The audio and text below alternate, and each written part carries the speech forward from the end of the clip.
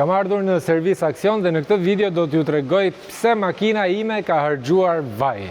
Është një nga arsyet dhe një nga problematikat që mund ta keni ndeshur dhe ju shpesh në makinat tuaja, pasi keni vënë re që niveli i shufrës së vajit bie, edhe pse mund të keni pak kohë që ja keni ndruar vajin dhe filtrat makinës tuaj. Pra, pa arritur akoma ato 10.000 apo 7.000 kilometrat, ndjeni që niveli i vajit ka rënë. Pse? Sepse shpesh herë të gjithë mekanikët përdorin vajin e gabuar në motorin e makinës. Pra, thjesht 530 ose 540 dhe ja hedhim sipër. Por në fakt, çdo makinë dhe çdo vaj ka specifikat e tij dhe normalisht duhet përdorur në bazë edhe të katalogut që nxjerr prodhuesi. Kësaj makine më përpara i është hedhur një kastrol, ndërsa kësaj radhe do përdorim mobil. Kam heq filtrin e ajrit, hoqa kapakun e motorit, lirova tapën e vajit dhe tani është momenti që ta ngrejmë makinën në urt, lirojmë tapën e vajit dhe të shkarkojmë vajin sigurisht. Ja ku e kemi dhe tapën e vajit, e afrojmë dhe kontenitorin e vajit për ta shkarkuar vajin e vjetër. Na duhet një Chels 14 me kriket.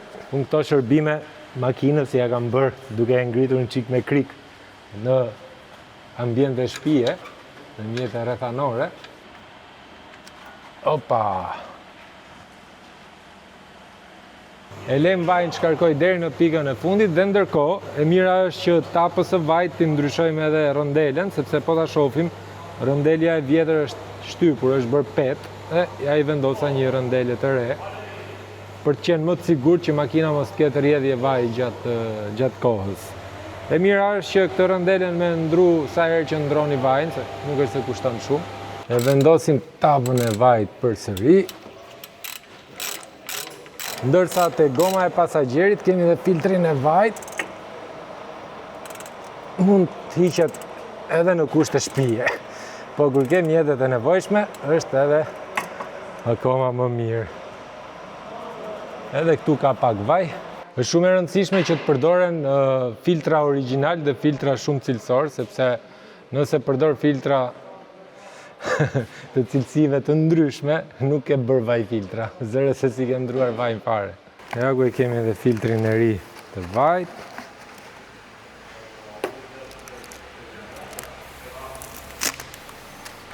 Dhe e mira është që të filtrin ta bëjmë pak me graso. Zakonisht unë e kam bërë me vaj, po është më mirë ta bëjmë me graso. Është shumë e rëndësishme kur vendoset filtri i vajit, të mbahet dora drejt me qëllim që mos të spanohet vida. Një shtrëngim të lehtë me Chels.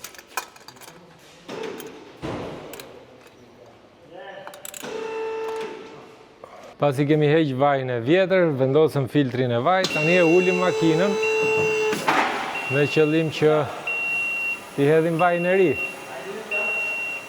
Zëvendësojmë edhe filtrin e ajrit. E mira është që ky filtr, sidomos në Tiranë një herë, nëse makina përdoret në Tiranë, të ndrohet të paktën 2 herë në vit, sepse shikojeni pak se si është bërë filtri i vjetër. Këto janë mushkritë e makinës. Se harrova një detaj, përpara se të ndrojmë filtrin e ajrit, duhet me ndru dhe filtrin e naftës, po që është pas filtrit të ajrit. Kështu që e çmontojmë këtë koshin e ajrit dhe e shohim pastaj poshtë.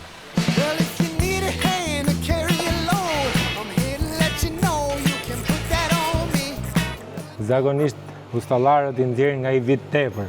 Shpresoj mos ta bëj dhe unë të gabim, po këtu në servis aksion nuk ndodh kjo gjëja, nuk na dalin tepër vitat. Për i filtr nafte duhet me çmontu gjysmën e makinës.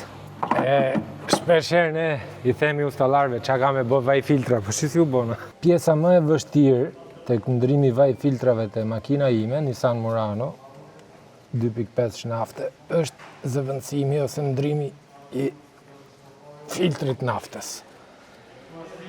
Duhet lirosh 7-8 vida me nxjerr të. Ja ku e kemi edhe filtrin e ri. Filter man.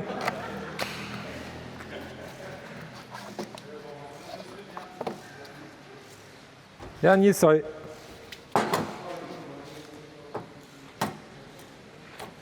E vendosim të riun. Pasi kemi vendosur filtrin e naftës, me këtë pompaçinën e vogël e karikojmë që të mushet dhe të shkojnë nafta në gjitha tubat e saj, derisa të bëhet e fortë kjo. Pasi kemi ndruar filtrin e naftës, tani ndrojmë edhe filtrin e ajrit.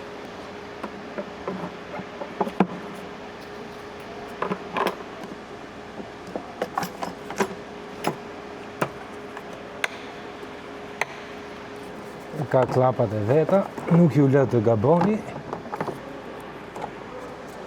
Ja kaq.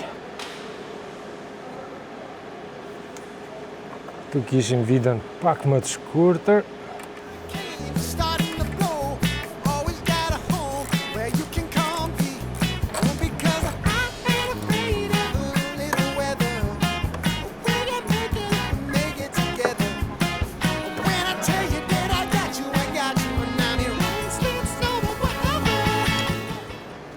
Ja kaq, tani jemi në fazën e hedhjes së vajit. Kjo makina do 6.8 litra vaj. Tani është momenti final.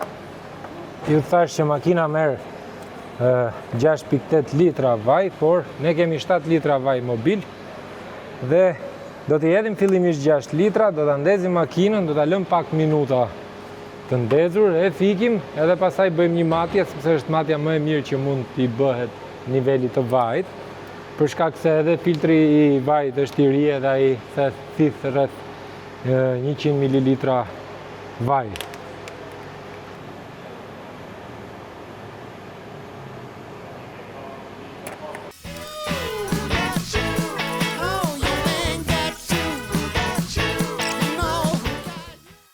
Gjashtë litra. Dhe ndezim makinën dhe pastaj do ta shohim për nivel. Jemi gati në përfundim, me kapakun. Ju thash që ustallarëve i dalin vida tepër, por mund pas ka dal një mangut. Po do ta gjej edhe atë. Nuk e gjeta vidën, po ja, gjeta një vid tjetër. Tu është 10, tu është 8.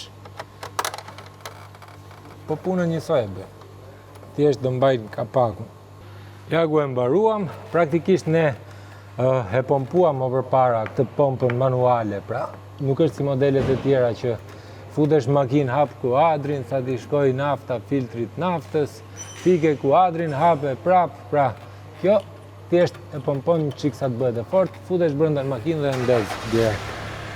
Ju thash, shëndizet direkt.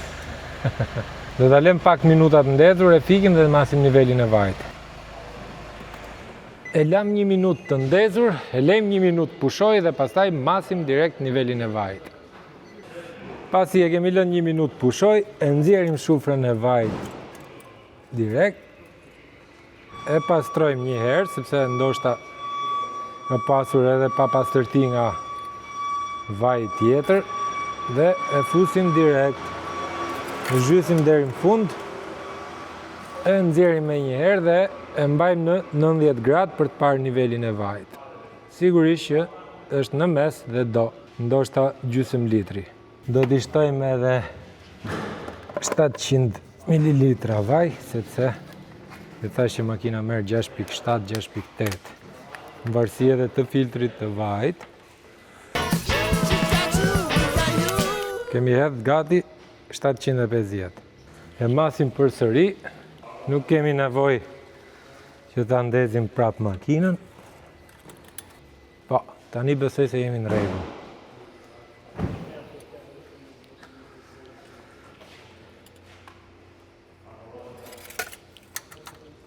Zakonisht unë vajin makinës ose makinave të mia ja ndroj në çdo 7.000 apo 8.000 kilometra, por kësaj radhe u detyrova ta ndroj pak më herët për shkak se një vaj i gabuar nuk është vetëm kosto në ndrim vaji përsëri, por shkakton dëme të tjera në motor.